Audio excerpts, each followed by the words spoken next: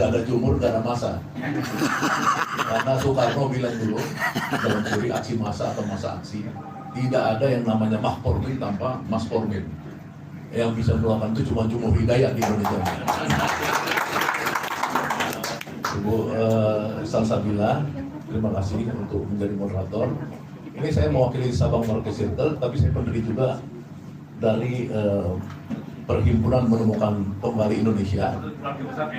Itu pendirinya sebenarnya 4 orang, saya, Rocky, Jumur, dan Ferry. PMKI ini ya itu adalah organisasi yang ingin menemukan kembali Indonesia. Kami merumuskannya berkali-kali di rumah Rocky Gerung di Sentul sana. Bagaimana? Semua hal diucapkan.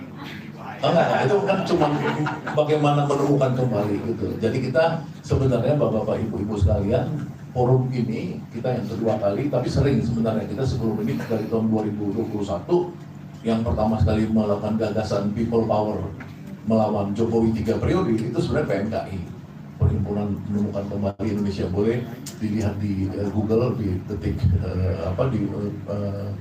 jejak online. Jadi ini kita terusan daripada itu, rembuk pemikiran. Kenapa perlu ada rembuk pemikiran? Bapak ibu-ibu sekalian yang saya hormati, tanpa pemikiran besar tidak mungkin ada sebuah bangsa besar. Tanpa sebuah bangsa besar tidak mungkin ada negara besar. Ya, itulah yang harus kita lakukan terus-menerus. Karena kita percaya bedanya negara dengan gerombolan itu. Ya kalau sekarang nggak ada pemikir-pemikir besar, jadi gerombolan di negara. Di bawah Jokowi ini, gerombolan. Ya, walaupun Pak Rocky udah terima kasih kemarin kan, tapi konteksnya kan terima kasih untuk pajak tebing. Nah, jadi maksudnya tidak mungkin. Jadi kita senang sekali di sini ada teman-teman tokoh-tokoh, ada pimpinan Yayasan Bung Karno, di sini ada Mas Eko Sanjaya ya, yang sampai Ibu Rahmawati meninggal dialah yang mendampingi terus. Ya, kemudian ada tokoh HKTI, tokoh buruh, ada tokoh NTB, Hatta Kaliwang, pendirian, ada tokoh Toraja di sini, Pak Henry, calon Bupati Toraja, kemudian ada teman-teman lain dari Medan, buruh udah pasti ya.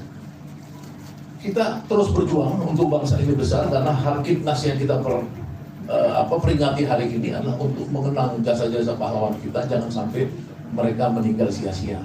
Ya, kita adalah bagian dari perjuangan mereka untuk menyatakan kita terus berjuang untuk keselamatan bangsa ini. Yang kedua soal tema tentang nasionalisme, kemudian solidaritas global dan arah generasi. Ya, itu adalah perdebatan yang terus-menerus yang di mana manusia ini tentang consciousness, kesadaran manusia terbentuk baik individu kemudian kolektif. Consciousness itu terus bertarung. Apakah kita akan membangun civic nation atau kita membangun ethnic nation, ya? Atau kita sebenarnya mau seperti Mikhail Bakunin dan Trotsky, kita nggak penting dengan negara. Yang paling penting kita menjadi masyarakat internasional. Ya kan? Kita melihat misalkan dalam solidaritas global ini kita bingung. Kok bisa orang kulit putih khususnya dan orang kulit berwarna di Amerika itu yang paling getol ya, melakukan solidaritas terhadap Palestina dan Gaza, yang dia itu tidak berbasis pada agama, yang misalkan Islam, kemudian di Palestina Islam misalnya, enggak, tapi mereka berbasis pada kemanusiaan. Nah, nanti Rocky mungkin akan memberikan pandangan filosofis tentang itu yang disebut oleh Rocky itu sebagai planet approach.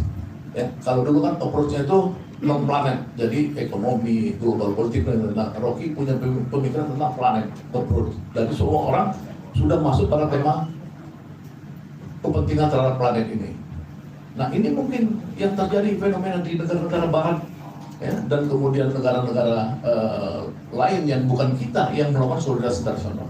Tapi pada saat bersamaan kita juga mempersoalkan nasionalisme. Ya, kenapa bangsa ini, yang saya tadi malam merenung sama Jumhur berdua, mungkin nggak buruh miskin, saya bilang, punya nasionalisme. Bagaimana orang miskin yang mau dikasih Prabowo nanti makan siang gratis 83 juta orang, punya nasionalisme? Bagaimana? Nggak mungkin. Mungkin patriotisme bisa punya dia, tapi nasionalisme bagaimana dia punya kesadaran tentang sebuah bangsa? Dia masih mikir perutnya aja disubsidi oleh negara, itu yang perut dasar, bukan pendidikan loh, perut. 83 juta orang. Jadi Jokowi ngapain aja 10 tahun ini? Berarti kan dia nggak ngurusin 83 juta orang ini. Kenapa sekarang baru mau dikasih? Artinya itulah bangsa kita. Jadi kita berharap sebelum ada nasionalisme minimal ada patriotisme di dalam masyarakat miskin kita. Tapi perjuangan bangsa ini tidak akan mungkin menemukan sebuah nasionalisme kalau tidak ada middle class yang terbangun. Ya, menurut teori yang saya tulis kemarin ya, tentang petit bourgeois, bourgeoisie kecil itu, tidak mungkin kalau orang-orang bourgeoisie kecil kalau tidak muncul bisa ada nasionalisme, nggak bisa. Soekarno itu middle class, petit bourgeois. Ya, Rocky Gerung ini orang kaya menteng. Ya. Jumhur juga begitu, Pak Hasto juga begitu. Semua orang-orang yang sebenarnya secara kelas dia itu, kesalahan kelasnya itu dia bunuh diri kelas. Makanya dia memperjuangkan nasib rakyatnya ketika dia melakukan bunuh diri kelas. Inilah yang sebenarnya kita dorong middle class kita, masyarakat kita ini untuk mencintai bangsa ini, punya kesadaran tentang nasionalisme dan berjuang untuk bangsanya selamat. Jangan dicaplok oleh oligarki lokal maupun oligarki internasional. Nah, ini yang kita bahas dalam diskusi ini. Mudah-mudahan dalam diskusi ini Pak Tata dari Amerika ini kita berharap diskusi ini menghasilkan pemikiran-pemikiran genuine yang nanti kita serahkan kepada sekjen partai terbesar untuk dibawa sebagai suara oposisi pada pemerintahan Prabowo nantinya. Mudah-mudahan.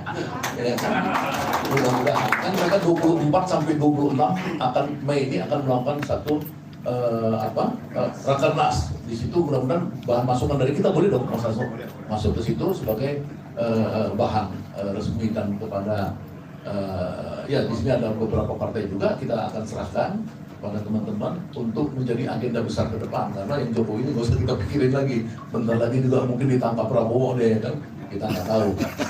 Demikian pengantar sambutan dari saya. Insya Allah dalam diskusi yang dimoderatori oleh Salsabila itu kita semua di sini adalah pembicara. Jadi teman-teman diskusi kita ini karena urut rebuk pembicara, tentu pemantik diskusi di sini sangat berharga buat kita karena mereka yang akan mendrive arah diskusi kita selanjutnya. Terima kasih. Wassalamualaikum warahmatullahi wabarakatuh.